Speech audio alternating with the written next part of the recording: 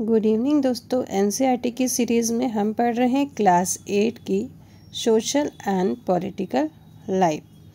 कल हम लोग चैप्टर नंबर 1 कंप्लीट कर चुके थे। आज हम चैप्टर नंबर 2 पढ़ेंगे जिसका नाम है धर्मनिरपेक्षता की समझ या धर्मनिरपेक्षता।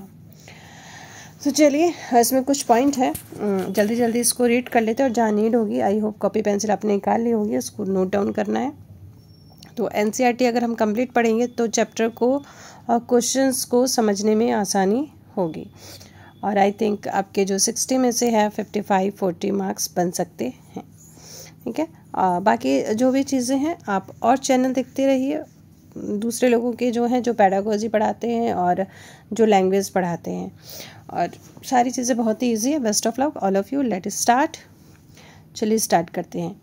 इतिहास में हमें धर्म के आधार पर भेदभाव, बेदखली, अत्याचार के अनेक उदाहरण मिलते हैं। शायद आपने पढ़ा होगा कि हिटलर ने जर्मनी में यहूदियों पर किस तरह के अत्याचार किए। वहाँ कई लाख लोगों को केवल धर्म के आधार पर मार दिया गया था। लेकिन अब यहूदी धर्म को मानने वाले इजराइल में भी मुसलमान और ईसाई अल्पसंख्यकों के साथ अमानवीय व्यवहार किया जा रहा है। सऊदी अरब में गैर मुसलमानों को मंदिर या गिरजाघर बनाने की छूट नहीं है, न ही इन धर्मों के लोग वहां पूजा अर्चना के लिए किसी सार्वजनिक स्थल पर इकट्ठा हो सकते हैं। इन सभी उदाहरणों में एक धर्म के लोग अन्य धार्मिक समुदाय के लोगों के साथ या तो भेदभाव कर रहे हैं या उनका उत्पीड़न कर रहे हैं। भेदभाव की ऐसी घटनाएं तब और ज़्यादा बढ़ जाती है जब दूसरे धर्मों के स्थान पर राज्य किसी एक धर्म की अधिकृत मान्यता प्रदान कर देता है। जाहिर है कोई भी व्यक्ति अपने धर्म की वजह से न तो भेदभाव का शिकार होना चाहता है और न ही किसी दूसरे धर्म का दबदबा झेलना चाहता है। भारत में क्या राज्य धर्म के आधार पर किसी नागरिक के साथ भेदभाव कर सकता है? नहीं। हमारा भारत ही ऐसा देश है जहाँ पे इतने धर्मों के लोग रहते हैं और बहुत ही सद्भावनापूर्ण, शांति के साथ, प्रेम पूर्वक रहते हैं। ये तो जो होता है ना कि आप लोग सभी जानते हैं, कहना नहीं चाहिए। चलिए छोड़िए, आगे बढ़ते हैं। धर्मनिरपेक्षता क्या है? पिछले अध्याय में आपने पढ़ा है कि भारतीय संविधान में मौलिक अधिकारों की व्यवस्था की गई है। ये अधिकार न केवल राज्य की सत्ता से हमें बचाते हैं बल्कि बहुमत की निरंकुशता से भी हमारी रक्षा करते हैं। भारतीय संविधान सभी को अपने धार्मिक विश्वासों और तौर तरीकों को अपनाने की पूरी छूट देता है। सबके लिए समान धार्मिक स्वतंत्रता के इस विचार को ध्यान में रखते हुए भारतीय राज्य ने धर्म और राज्य की शक्ति को एक दूसरे से अलग अलग रखने की रणनीति अपनाई है। धर्म को राज्य से अलग रखने की इसी अवधारणा को धर्मनिरपेक्षता कहा जाता है। धर्म को राज्य से अलग रखने की, जैसे कि देखिए आप ये पिक्चर देख रहे हैं ना, ठीक है, आपको पिक्चर में ऊपर मंदिर, मस्जिद, गिरजाघर सभी दिख रहे हैं, ठीक है, चर्च दिख रहा है। तो ये क्या है? ये सब बच्चे बने हुए हैं और ये सब बड़े प्रेम से, बड़े आराम से खेल रहे हैं, ठीक है। कोई धर्म की कोई ऐसी कोई चीज़ इनमें नहीं है, तो हम लोग बड़े प्यार से रहते हैं। धर्म को राज्य से अलग रखना महत्वपूर्ण क्यों है? जैसा कि पीछे चर्चा की गई है, धर्मनिरपेक्षता का सबसे महत्वपूर्ण पहलू है धर्म को राज सत्ता से अलग करना। एक लोकतांत्रिक देश में ये बहुत जरूरी है। दुनिया के तकरीबन सारे देशों में एक से ज़्यादा धर्मों के लोग एक साथ रहते हैं। जाहिर है हर देश में किसी एक धर्म के लोगों की संख्या ज़्यादा होगी। अब अगर बहुमत वाले धर्म के लोग राज्य सत्ता में पहुंच जाते हैं तो उनका समूह दूसरे धर्मों के खिलाफ भेदभाव करने और उन्हें परेशान करने के लिए सत्ता और राज्य के आर्थिक साधनों का इस्तेमाल कर सकता है। बहुमत की इस निरंकुशता के चलते धार्मिक अल्पसंख्यकों के साथ भेदभाव हो सकता है, उनके साथ जोर जबरदस्ती हो सकती है, यहाँ तक कि कई बार उनकी हत्या भी कर दी जाती है। बहुमत चाहे तो अल्पसंख्यकों को उनके धर्म के अनुसार जीने से रोक सकता है। धर्म के आधार पर किसी भी तरह का भेदभाव उन अधिकारों का उल्लंघन है जो एक लोकतांत्रिक समाज किसी भी धर्म को मानने वाले अपने प्रत्येक नागरिकों को प्रदान करता है। लिहाजा बहुमत की निरंकुशता और उसके कारण मौलिक अधिकारों का हनन वह अहम कारण है जिसके चलते लोकतांत्रिक समाजों में राज्य और धर्म को अलग अलग रखना इतना महत्वपूर्ण माना जाता है। ओके, तो आपका जो धर्म अलग है और राज्य अलग है। लोकतांत्रिक समाजों में धर्म को राज्य से अलग रखने का एक महत्वपूर्ण कारण यह है कि हमें लोगों के धार्मिक चुनाव के अधिकार की रक्षा करनी है। धार्मिक चुनाव का मतलब कोई भी व्यक्ति कोई भी धर्म को अपना सकता है, कोई जबरदस्ती नहीं है।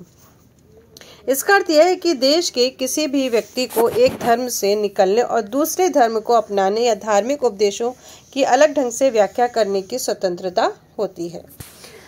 तो चलिए, ये कह रहे हैं इस बात को हम लोग और अच्छी तरह समझ लेते हैं और चीज़ों को ये समझे, क्योंकि रीजन और एसेशन में क्वेश्चंस आते हैं इस तरह के। आइए इस बात को और अच्छी तरह समझने के लिए छुआछूत की प्रथा पर विचार करें। संभव है आपको हिंदुओं के बीच प्रचलित यह प्रथा अच्छी न लगती हो, इसका मतलब यह है कि आप इसे बदलने की कोशिश भी करेंगे। लेकिन अगर राज्य की सत्ता ऐसे हिंदुओं के हाथ में है जो छुआछूत को सही मानते हैं, तो क्या आप आसानी से इस प्रथा को बदल पाएंगे? नहीं बदल पाएंगे, क्योंकि वो लोग बदलने ही नहीं देंगे। अगर आप प्रभुत्वशाली धार्मिक समुदाय के सदस्य हैं तो भी आपको अपने समुदाय के ही दूसरे लोगों की ओर भारी विरोध का सामना करना पड़ सकता है। राज्य सत्ता पर नियंत्रण रखने वाले ऐसे सदस्य कहेंगे कि हिंदुत्व की केवल एक ही व्याख्या होती है और उसकी कोई और व्याख्या करने का तुम्हें कोई अधिकार नहीं है। तो ये सब चीज़ें होती है। अब जैसा कि देखिए पिक्चर में बताया है, मंदिर मस्जिद गुरुद्वारा बना है और यहाँ पे लिखा है हम साथ साथ हैं। ठीक है, अब ये धर्मनिरपेक्षता क्या है, इसको आप लोग अच्छे से देखेंगे और इसको समझने की कोशिश करेंगे। वैसे तो आप लोग को सब कुछ आता ही है। भारतीय संविधान में कहा गया है कि भारतीय धर्मनिरपेक्ष होगा। हमारे संविधान के अनुसार केवल धर्मनिरपेक्ष राज्य ही अपने उद्देश्यों को साकार करते हुए निम्नलिखित बातों का ख्याल रख सकता है। कोई एक धार्मिक समुदाय किसी दूसरे धार्मिक समुदाय को न दबाए। कुछ लोग अपने ही धर्म के अन्य सदस्यों को न दबाए। राज्य न तो किसी खास धर्म को थोपेगा और न ही लोगों की धार्मिक स्वतंत्रता छीनेगा। तो ये हमारे धर्मनिरपेक्षता की विशेषताएं हैं। इस तरह के दबदबे को रोकने के लिए भारतीय राज्य कई तरह से काम करता है। पहला तरीका यह है कि वह खुद को धर्म से दूर रखता है। भारतीय राज्य की बागडोर न तो किसी एक धार्मिक समूह के हाथ में है और न ही राज्य किसी एक धर्म को समर्थन देता है। भारत में कचहरी, थाने, सरकारी विद्यालय, दफ्तर जैसी संस्थाओं में किसी खास धर्म को प्रोत्साहन देने और उसका प्रदर्शन करने की अपेक्षा नहीं की जाती है।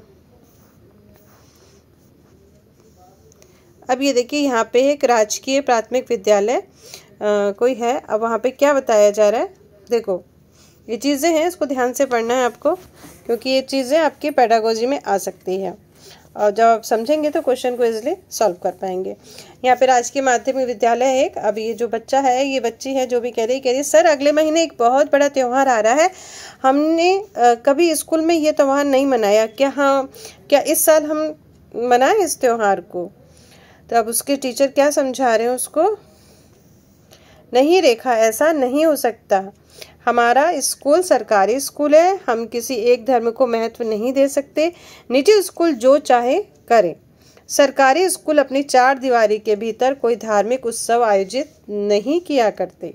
वैसे भी ज़्यादातर धार्मिक त्योहारों पर सरकारी छुट्टी होती है, इसलिए हम इन त्योहारों को घर पर ही मना सकते हैं। तो जो गवर्नमेंट है वो इसको अलाउ नहीं करती कि आप त्यौहार मनाएं, क्योंकि स्कूल में सभी धर्म के बच्चे रहते हैं। वो सोचेगा मेरे धर्म का नहीं मनाए मेरे, तो वो सब उसको अवॉइड करते हैं। मैंने इस दृष्टि से कभी नहीं सोचा था। मुझे लगता है कि स्कूल के बाहर हम कभी भी ये त्यौहार मना सकते हैं। खैर कोई बात नहीं, हम लोग अपने मोहल्ले में तो इस त्यौहार का आयोजन कर ही सकते हैं। तो ये बच्चे हैं, ठीक है। तो ये बच्चे अपने सर से परमिशन मांग रहे थे, लेकिन सर ने मना कर दिया। उपयुक्त चित्र कथा पट में स्कूल के भीतर किसी धार्मिक त्योहार का आयोजन सभी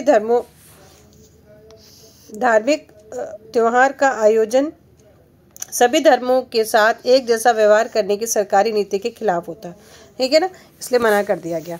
सरकारी स्कूल अपनी प्रातःकालीन प्रार्थनाओं या धार्मिक आयोजनों के जरिए किसी एक धर्म को बढ़ावा नहीं दे सकते। यह नियम निजी स्कूलों पर लागू नहीं होते, जैसे कि जो प्राइवेट स्कूल होते हैं वो फेस्टिवल अपना मना लेते हैं, ठीक है, लेकिन गवर्नमेंट स्कूल नहीं मनाते हैं। धार्मिक वर्चस्व को रोकने के लिए भारतीय निरपेक्षता का दूसरा तरीका है हस्तक्षेप की नीति। इसका मतलब यह है कि सभी धर्मों की भावना का सम्मान करने और धार्मिक क्रियाकलापों में दखल न देने के लिए राज्य कुछ खास धार्मिक समुदायों को विशेष छूट देता है। कैसे छूट देता है? ऐसे नहीं है कि वो जो चाहे करें, छूट इस तरह से मिलती है। देखिए अभी जो पिक्चर दिखाई दे रही है आपकी, इसमें क्या बात हो रही है? अब एक कैसे बोल रहा है, अरे तुम्हारे पास हेलमेट तो है ना, दिल्ली में सबको हेलमेट पहनना पड़ता है, यही कानून है, फिर तुमने हेलमेट क्यों नहीं पहना? जुर्माना भरने का बड़ा शौक है क्या? फिक्र मत करो, मुझे जुर्माना नहीं देना पड़ेगा। अरे परमजीत, तुम पर जुर्माना क्यों नहीं होगा? देखो, पगड़ी पहनना सिख धर्म का एक बुनियादी उसूल है, इसलिए सरकार मुझे हेलमेट पहनने के लिए मजबूर नहीं कर सकती। अब आप ये बताइए, क्या पगड़ी के ऊपर कोई हेलमेट पहन सकता है? नहीं पहन सकता है। इस चित्रपट में सिख युवक परमजीत को हेलमेट पहनने की जरूरत नहीं है। कारण ये है कि भारतीय राज्य इस बात को मान्यता देता है कि पगड़ी पहनना सिख धर्म की प्रथाओं के मुताबिक महत्वपूर्ण है।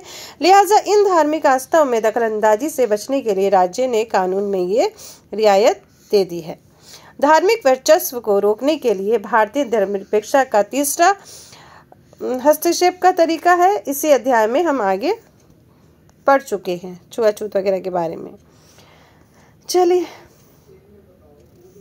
अब देखिए किस तरह एक ही धर्म के लोग ऊंची जाति के हिंदू अपने ही धर्म के अन्य सदस्यों निचली जातियों को दबाते हैं। अब देखिए हिंदू धर्म में ही कई सारी जातियां हैं, तो कह रहे हिंदू धर्म में ही लोग जो ऊंची जातियों के होते हैं अपने यहाँ नीची जाति लोगों को दबाते हैं। धर्म के नाम पर अलग थलग करने और भेदभाव को रोकने के लिए भारतीय संविधान ने छुआछूत पर पाबंदी लगाई है। इस उदाहरण में राज्य धर्म के आधार पर अलग थलग करने और भेदभाव को बढ़ावा देने वाली उस प्रथा को खत्म करने के लिए धर्म में हस्तक्षेप कर रहा है, जो निचली जाति के लोगों को मौलिक अधिकारों का हनन करता है, क्योंकि वे भी इसी देश के नागरिक हैं। इसी तरह माँ बाप की संपत्ति में बराबर हिस्से के अधिकार और सम्मान करने के लिए राज्य को समुदाय के धर्म पर आधारित निजी कानूनों में भी हस्तक्षेप करना पड़ सकता है। राज्य का हस्तक्षेप सहायता के रूप में भी हो सकता है। भारतीय संविधान धार्मिक समुदाय को अपने स्कूल और कॉलेजों खोलने का अधिकार देता है। जो खुलते हैं ना, मदरसा चर्च ये सब खुलते हैं ना, उसी में सब स्कूल हो जाते हैं, तो ये अपने स्कूल और कॉलेज खोलने का अधिकार देता है। गैर प्राथमिकता के आधार पर राज्य से उन्हें सीमित आर्थिक सहायता भी मिलती है। भारतीय धर्मनिरपेक्षता दूसरे लोकतांत्रिक देशों की धर्मनिरपेक्षता से किस तरह अलग है, ये तो आपने देख ही लिया है। देखिए ऊपर दिए गए 3 उद्देश्य दुनिया के अन्य धर्मनिरपेक्ष लोकतांत्रिक देशों के संविधान में दिए गए उद्देश्यों से मिलते जुलते हैं। देखिए अब आप यहाँ से नोट करते जाइएगा। अमेरिकी संविधान में हुए पहले संविधान संशोधन के जरिए विधायिका को ऐसे कानून बनाने से रोक दिया गया जो धार्मिक संस्थाओं का पक्ष लेते हो या धार्मिक स्वतंत्रता को रोकते हो। इसका मतलब यह है कि विधायिका किसी भी धर्म को राजकीय धर्म घोषित नहीं कर सकती, न ही विधायिका किसी एक धर्म को ज़्यादा प्राथमिकता दे सकती है। संयुक्त राज्य अमेरिका में राज्य और धर्म के पृथक्करण का मतलब है कि राज्य और धर्म दोनों ही एक दूसरे के मामलों में किसी तरह का दखल नहीं दे सकते। तो आप समझ गए होंगे कि भारतीय धर्मनिरपेक्षता अमेरिकी धर्मनिरपेक्षता के बीच अहम फर्क क्या है। ऐसा इसलिए है कि अमेरिकी धर्मनिरपेक्षता में धर्म और राज्य के बीच स्पष्ट अलगाव के विपरीत भारतीय धर्मनिरपेक्षता में राज्य को धार्मिक मामलों में हस्तक्षेप करने की छूट दी गई है। यानी कि जो हमारा संविधान क्या कहता है, धर्म में हमको छूट है, हम लोग किसी भी धर्म को अपना सकते हैं, ठीक है। और हमारे धर्म को जो अगर हम जो धर्म माने, हम पे कोई दबदबा भी नहीं होगा, कोई दबाव भी नहीं होगा कि हम किसी दूसरे धर्म को अपनाएं, ठीक है। संविधान ने छुआछूत को खत्म करने के लिए हिंदू धार्मिक क्रियाकलापों में हस्तक्षेप किया। भारतीय धर्मनिरपेक्षता में राज्य धर्म से अलग है, लेकिन धर्म में उसका फासला सैद्धांतिक है। इसका मतलब ये है कि ये नोट करिए। लेकिन धर्म में उसका फासला सैद्धांतिक है। इसका मतलब यह है कि संविधान में दिए गए आदर्शों पर राज्य किसी भी धर्म के मामलों में हस्तक्षेप कर सकता है। यह आदर्श वह कसौटी मुहैया कराते हैं जिसके जरिए इस बारे में फैसला लिया जा सकता है कि हमारा राज्य धर्मनिरपेक्ष सिद्धांतों के अनुरूप काम कर रहा है या नहीं। तो हमारा जो धर्मनिरपेक्षता का क्या है, सैद्धांतिक है। भारतीय राज्य धर्मनिरपेक्ष और धार्मिक वर्चस्व को रोकने के लिए कई तरह से काम करता है। भारतीय संविधान अपने नागरिकों को मौलिक अधिकारों का आश्वासन देता है। ये मूलभूत अधिकार इन धर्मनिरपेक्ष सिद्धांतों पर आधारित है। लेकिन इसका मतलब यह नहीं है कि भारतीय समाज इन अधिकारों का उल्लंघन बंद हो गया है, बल्कि वास्तव में ऐसे उल्लंघनों की वजह से ही हमारे सामने संवैधानिक व्यवस्था की जरूरत बनी हुई है। इस तरह के अधिकारों के होने का ज्ञान हमें इन अधिकारों के उल्लंघन के प्रति संवेदनशील बनाता है। जब कभी ऐसा हो जाता है तो हमें इसके खिलाफ सही कदम उठाने की क्षमता भी उसी से मिलती है। चलिए ये पढ़ लेते हैं हम लोग, ठीक है, इसको पढ़ना जरूरी है। फरवरी 2004 में फ्रांस में एक कानून बनाया गया। इस कानून में प्रावधान किया गया कि कोई भी विद्यार्थी इस्लामी बुर्का, यहूदी टोपी या बड़े बड़े ईसाई क्रॉस जैसे धार्मिक या राजनीतिक चिन्हों का प्रतीकों को धारण करके स्कूल नहीं आएगा। फ्रांस में रहने वाले उन अप्रवासियों ने इस कानून का काफ़ी विरोध किया। वे मुख्यतः अल्जीरिया, ट्यूनीशिया और मोरक्को आदि के उन देशों से आए थे जहां फ्रांस के उपनिवेश थे। 1960 के दशक में फ्रांस में मजदूरों की कमी हो गई थी। उस समय इन प्रवासियों को फ्रांस आकर काम करने के लिए वीज़ा यानी प्रवेश पत्र दिए गए थे। इन प्रवासियों की बेटियां स्कूल में अक्सर सिर पर रुमाल बांध कर जाती हैं, लेकिन इस नए कानून के लागू होने के बाद उन्हें सिर पर रुमाल बांधने के कारण स्कूल से निकाल दिया गया। तो ये क्या कह रहे हैं, जो हमने जो बोल दिया उसी को कह रहे हैं, हमें आपके धर्म से कोई मतलब नहीं है। तो ये छोटा सा था, बस इसको समझना है इस चैप्टर को, और इससे एक क्वेश्चन आता ही आता है। तो ये हमारा चैप्टर नंबर 2 फिनिश हो गया है। बच्चे हमारे चैप्टर 8 और जल्दी से हम 8 दिनों में उसको कंप्लीट कर लेंगे। आई होप कि आपको पसंद आ रहा होगा। लाइक करिए, शेयर करिए, सब्सक्राइब करें। Thank you, bye bye, see you, good night.